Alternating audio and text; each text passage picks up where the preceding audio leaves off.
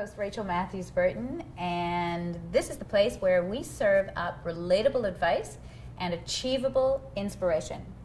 My guest today is Tammy Cunningham, who is a relationship expert and communications expert. And right now we're going to talk about over-functioning.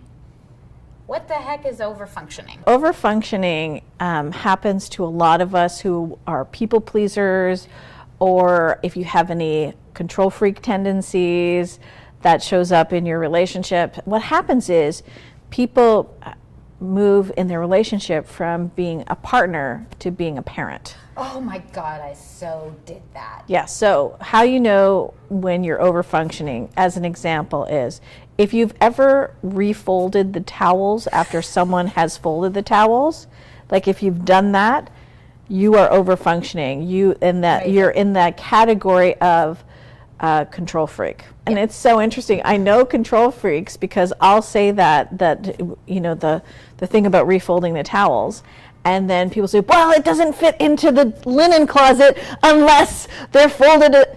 Listen, if your relationship depends on the towels, you're in big trouble. And overfunctioning is really an aspect of trying to stay safe.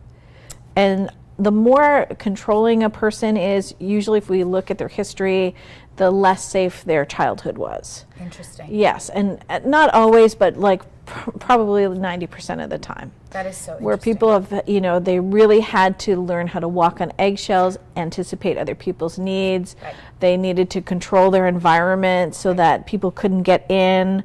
So what often happens is somebody will be so controlling that at some point everybody just gives up, and now you're on your own. And then you've trained everybody to absolutely not touch any of that stuff. And then you hear this: why am I the only one that does this? Because as you're doing more, the other person is either backing away or getting lazy. Yes. Yes, and you know, I can think of so many instances where that was almost the demise of my marriage. And if I hadn't have been conscious, which I think is key, right? To be conscious of the fact that you're doing that, you gotta stop that because it's not healthy. Indeed. And also the fact that he was brave enough to stay in the conversation. We now are in the space in our relationship, a decade on, where we can have those connected conversations and understand that each other has a valuable perspective. We complement each other in that regard. So for people stuck in the throes of it, what do you gotta say? Surrender, surrender, surrender. So it's so important to just surrender to the other person and hold the space for the other person to do things the way they do things. Like if it gets done, then it's done. And also just have the courage to let people fail on their own. Because like you said, people learn from failure. Always. Always. Isn't your best learning from the mistakes that you've made? And I've also now, in my midlife, really, truly learned to embrace my mistakes for that very reason. And then the other part is to make sure you still say what you want, but don't necessarily do all the stuff. So, for example, say I want to go on vacation. So I say, hey, I feel like going on a vacation. What do you think? And now I shut my mouth and I listen to the other person, right? And surrender some of the stuff to them. Amazing. Yes. It's so hard to do when we're used to controlling it all, right? And figuring it all out. Yes. I think we start in baby steps, right? When we go to the cottage, my husband, this is how he goes to the cottage. So I keep throwing him under the bus, but I love you, babe. So he would throw shit in the car and just, it'll work out, right? Not me. I got lists going on. I got antihistamine cream. I got this, I got that, right? He's going to say, look, we're at the cottage. It's not like we can't have access to a drugstore and go get the stuff. Me, we're on an island. I need to be prepared. So this is how we have complemented each other.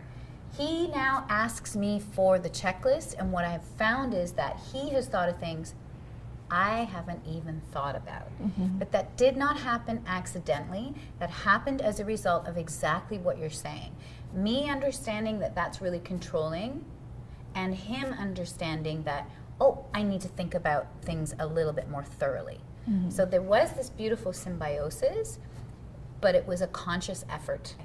That's my one relationship success story. I mean, I have plenty of failures, people. Plenty of failures. But good for you, because a lot of people can't let it go without help. And certainly, you know, I was working with a person who, you know, kept coming up against the control issues. And then that's when we discovered that the control was really about feeling safe. Right. Because if she let go of her control issue, then she was terrified, just completely terrified. And so, and then I have processes to work through that and help a person in that. Yes. So in order to tap into the processes, you can talk to Tammy. I go much further in my coaching. So yeah. yes. So you know what? Connect with us on the website. Talk to Tammy, and she can help you through some of the stuff online, right? Absolutely. And if you need some deeper, more substantial help, then you can work with her one-on-one, of course. And in the meantime, if you love this video, remember, like it, share it, join us on the website to subscribe to the newsletter where we share exclusive talks around the table. Bye, guys.